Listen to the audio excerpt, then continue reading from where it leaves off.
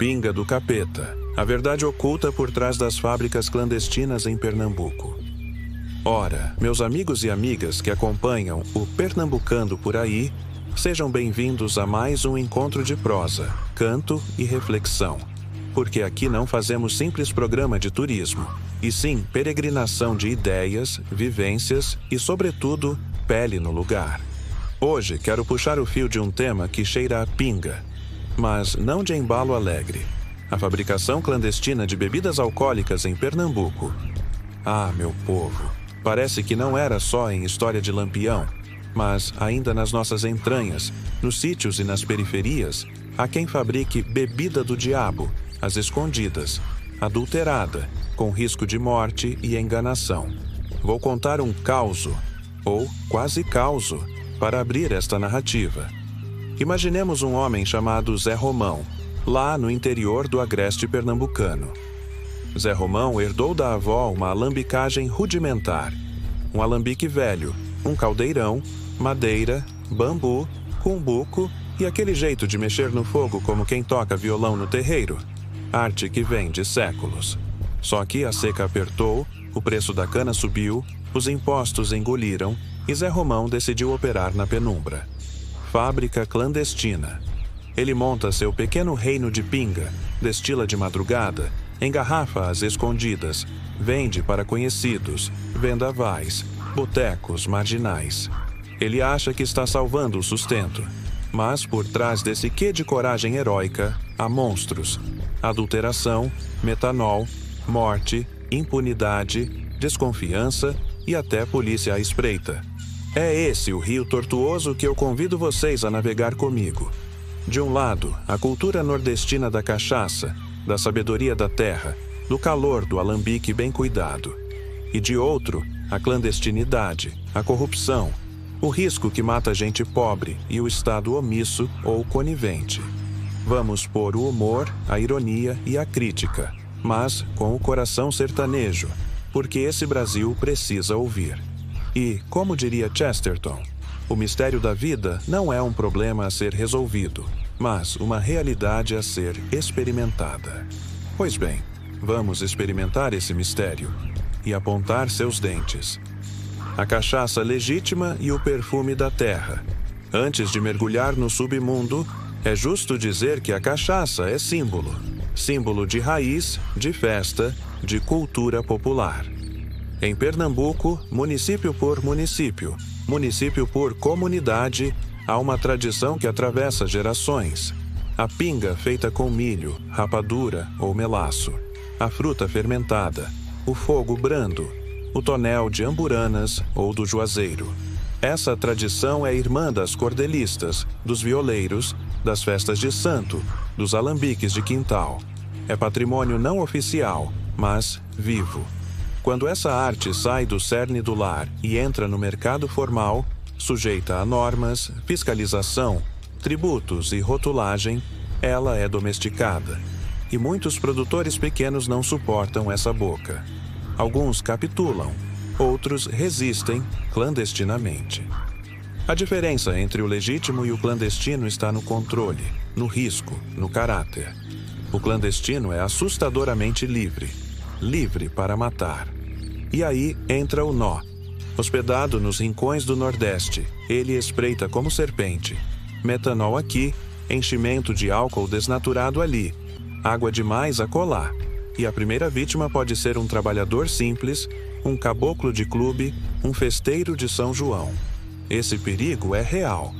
E as notícias recentes em Pernambuco têm mostrado que essas fábricas clandestinas estão sendo desbaratadas. Galões, garrafas, alambiques apreendidos, prisões, investigações. O alerta é: a clandestinidade mata. O risco que mata, metanol e poder destruidor. Vocês já ouviram falar em metanol? É álcool metílico, venenoso, alucinógeno, que causa cegueira, falência de órgãos, morte. Quando alguém mistura ou troca o álcool etílico, comum para bebida, por metanol, está apostando na inocência e é criminoso. Há casos em São Paulo, no Sul, e agora em Pernambuco. onde polícia investiga se episódios suspeitos de intoxicação têm relação com bebidas adulteradas que saíram de fábricas clandestinas. Imaginem a cena. Um bebum sai de um boteco de madrugada, bebe umas doses, vai dormir, acorda com dor, febre, visão turva, desespero. A família chora. A mídia publica casos suspeitos de bebida adulterada. A vigilância sanitária abre inquérito. O Estado se manifesta com nota oficial. Intensificaremos fiscalizações. Mas quem morre? Sempre o pobre, o pequeno, o que não tem direito de reclamar. Nas Escrituras, encontramos passagens que nos alertam sobre a diluição do mal em pequenas doses. No livro de Provérbios se lê que a bebida embriagante é traiçoeira e o vinho alvoroçador. Todo aquele que por ele errar não será sábio. Provérbios, vinagre. Qualquer adulteração é traição. Adulterar bebida, porque quem bebe não enjoa. Quem bebe, doma. E a clandestinidade é loucura em bebida. Política, Estado e omissão. O festim do clandestino. O que nos leva a perguntar: por que tanta fábrica clandestina consegue prosperar por tanto tempo em Pernambuco? Por que o Estado falha? Por que a burocracia mata o pequeno produtor? Por que fiscais corruptos fecham os olhos? Por que a cultura do jeitinho se mistura com omissão institucional? É fácil dizer vamos punir, vamos fiscalizar, vamos intensificar operações, mas o que significa no papel de um sertanejo ou comunitário intensificar operações? Aqui entra o pensamento de Edmund Burke. Quando a tirania se torna lei, a resistência torna-se dever. Se um Estado trata o cidadão como suspeito ou vítima permanente, e não como sujeito de direito, esse cidadão acostuma-se à clandestinidade como norma de sobrevida. Burke nos alerta sobre o custo do Estado, da responsabilidade de conservar instituições. Se o Estado não conserva a segurança sanitária, a vida se torna um risco.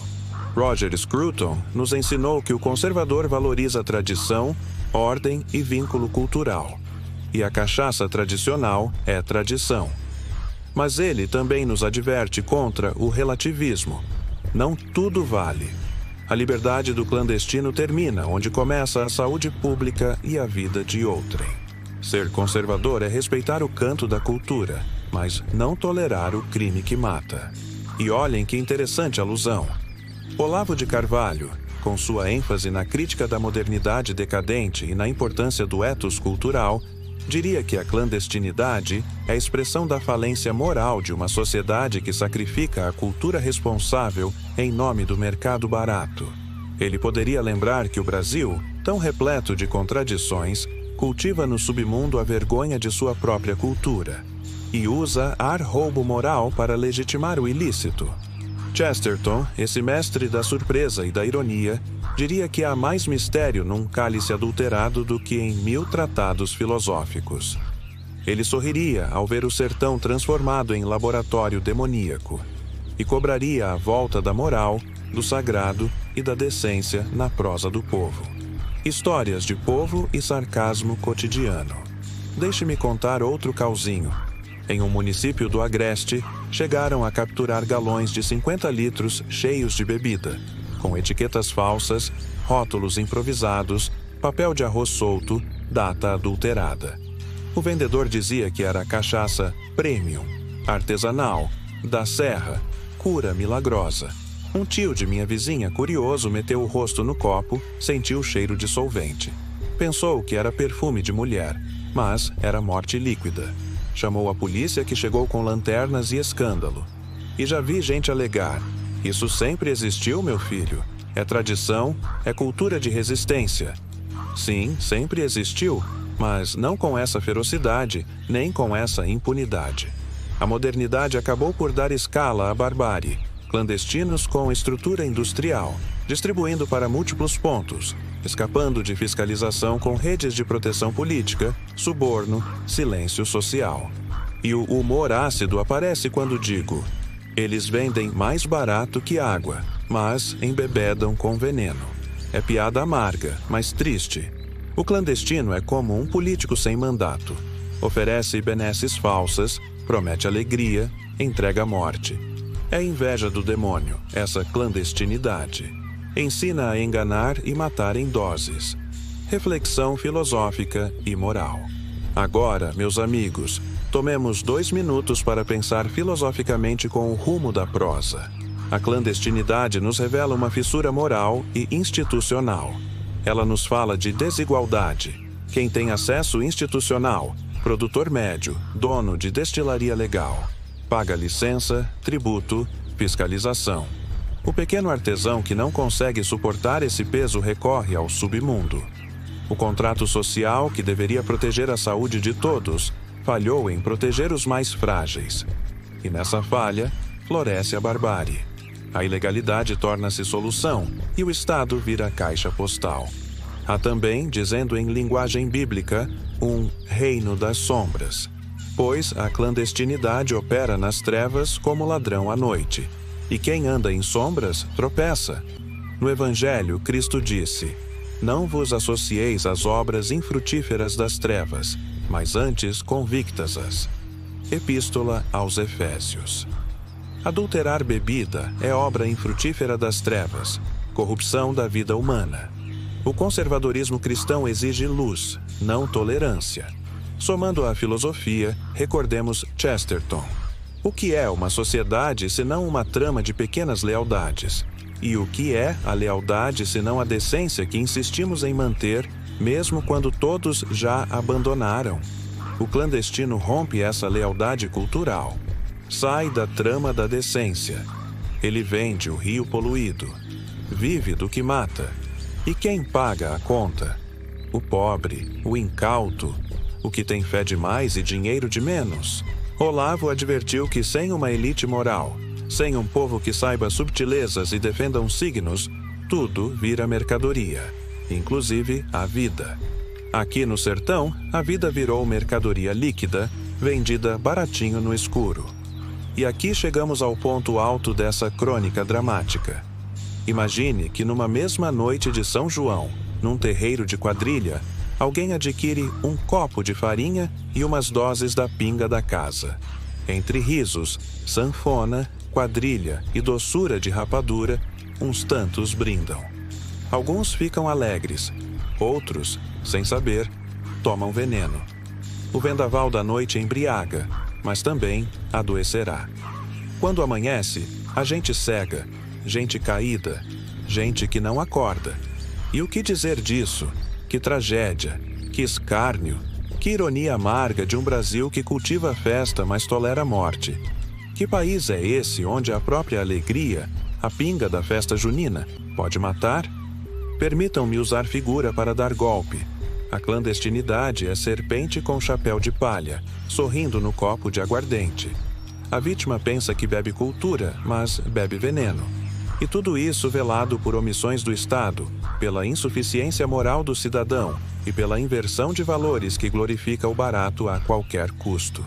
Então, ao clímax, grita-se, não mais, que a pena seja firme, que o facho da fiscalização alcance o mato, que o pequeno produtor seja assistido, não punido, para não recorrer à clandestinidade, que o Estado recobre sua dignidade, que a cultura da bebida seja protegida, mas não prostituída pelo submundo do crime. E ainda digo, nada disso se resolve apenas com bala de polícia. Resolve-se com educação, ordem moral, cultura de respeito. Como Chesterton insistiu em dizer que a virtude só floresce em terreno de decência. E como Burke ensinou que conservar instituições é tarefa difícil, mas necessária. Um país que não preserva suas tradições de modo honesto e justo, corre o risco de ver o crime engolir o patrimônio espiritual do povo. Conclusão. Agora, meus amigos, vamos arrancar os espinhos desse arranjo sombrio e aprender a lição. Moral da história? Não é a proibição da bebida. Pode-se beber, sim, com responsabilidade, com decência, dentro da lei. A moral é: a liberdade sem ordem degenera em barbárie. A festa junina sem fiscalização degenera em tragédia. O alambique legal sem apoio degenera em clandestinidade. O Estado que renuncia ao seu papel legal e moral entrega a sociedade à selvageria. E permitam-me um conselho de quem ama esta terra. Exijam do Estado ação que vá além da retórica. Apoiem o pequeno produtor que queira legalizar. Denunciem a clandestinidade. Acendam o lampião da decência nas comunidades. Leiam, discutam, cobrem, como Chesterton cobrava que o homem comum fosse literato moral. Que Olavo inspire a irreverência intelectual contra a cultura do alheio barato. Que Burke nos convença de que o cuidado com as instituições é pedra fundamental. E que o Evangelho nos impele a amar a verdade e a vida. Queridos seguidores de Pernambucando por Aí, termino com o rosto sudado, o olhar norteado e o coração esperançoso. Que possamos caminhar juntos entre os alambiques e os becos, denunciando o ilícito, valorizando a cultura, promovendo a decência. Que Pernambuco não seja apenas palco de festa, mas de justiça. Que o canto dos violeiros não seja abafado pelo tilintar de galões cheios de veneno. E deixo com vocês uma perguntinha para refletir e responder lá nos comentários. Será que a clandestinidade só será vencida quando o Estado entender que proteger o pobre é tão urgente quanto punir o criminoso? Pensem nisso. Se você gostou deste vídeo prosa, deixe um comentário dizendo o que pensa, compartilhe com amigos e parentes, inscreva-se no canal e ative o sininho para não perder nenhum Pernambucando por Aí. Até o próximo vídeo. Pernambucando por Aí.